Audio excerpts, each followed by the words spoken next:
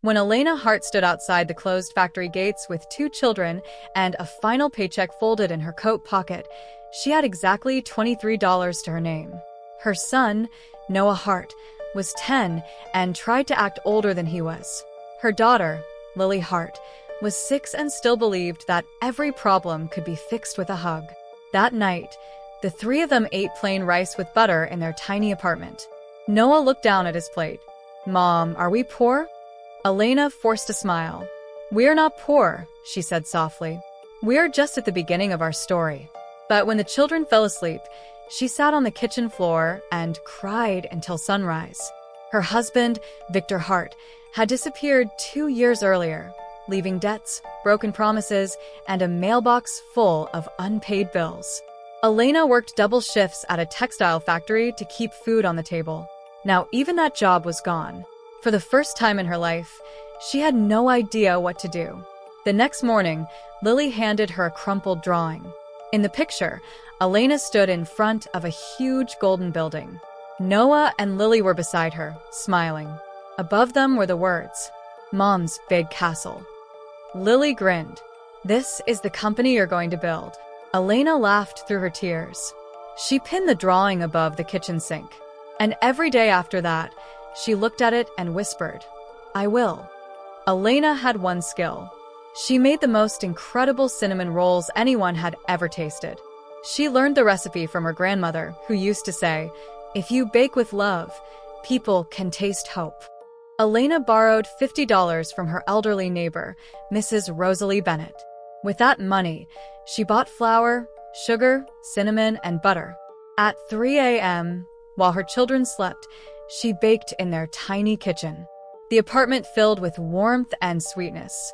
By dawn, Elena placed 12 cinnamon rolls in a cardboard box and walked to the local farmer's market. She stood there nervously with a handwritten sign, "Hart Homemade, $2 each." For 3 hours, nobody stopped. Then an older man bought one. He took a bite and closed his eyes. "My wife used to bake like this," he whispered. He bought the entire box. Elena went home with $24 and tears in her eyes. It wasn't much, but it was enough to believe. Weeks turned into months. Elena baked every night and sold every morning. Noah helped package the pastries before school. Lily decorated each box with hand-drawn hearts. "Made with love by my mom," the labels read. Customers began lining up. Soon, a local cafe asked to stock her pastries.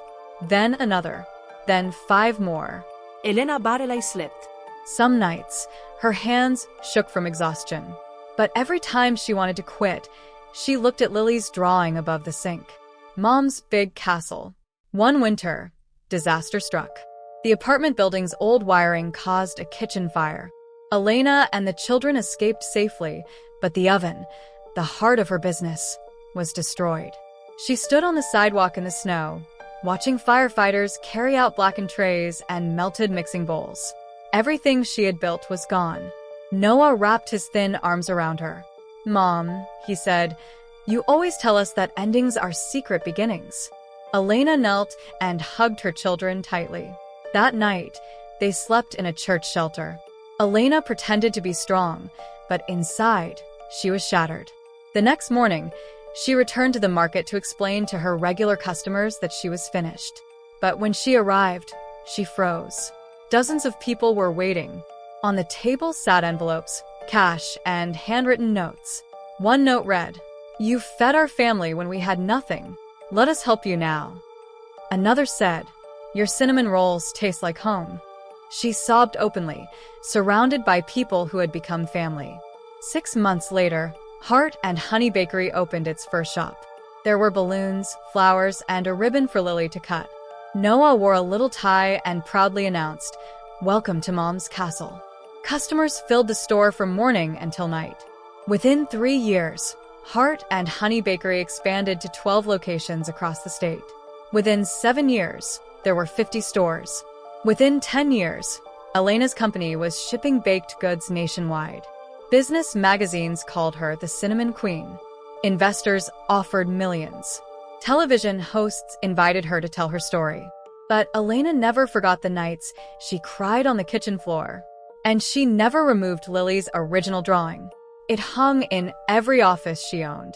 As Noah and Lily grew older, Elena made one promise. "This company was built for you," she said. "Not so you can be rich, but so you never have to feel afraid." Noah studied business and eventually became chief operating officer. Lily studied design and created the company's iconic heart-shaped logo. Together, they helped transform the bakery into an international brand. Factories, cafes, and distribution centers opened around the world. The company's value surpassed $2 billion. Reporters asked Elena how she built such an empire. She always gave the same answer. "I didn't build it for money. I built it because 2 children believed in me when I had stopped believing in myself." Years later, Elena's hair had turned silver. Her hands were softer now, no longer dusted with flour each morning. One evening, she invited Noah and Lily to the original apartment building, which still stood at the edge of town. The landlord had preserved their tiny kitchen. The old nail where Lily's drawing once hung was still there. Elena handed her children 2 envelopes. Inside were documents transferring majority ownership of the company to them. Noah's voice trembled. "Mom, this is everything." Elena smiled. "No," she said. "You were always everything." Lily began to cry. "We thought you built this empire for us." Elena brushed away her daughter's tears. "I did," she whispered, "but not to give you wealth." She placed her hands over their hearts. "I built it to prove that love can turn hunger into hope, and hope into something the world can never take away." A year later, Elena passed away peacefully in her sleep. At her funeral, thousands attended, employees, customers, and families she had helped through scholarships and food programs. Noah stepped to the podium. In his hand was Lily's faded childhood drawing. The paper was wrinkled and stained, but the words were still visible. "Mom's big castle." Noah looked at the crowd. "When our mother lost everything, she gave us the one thing nobody could ever lose: belief."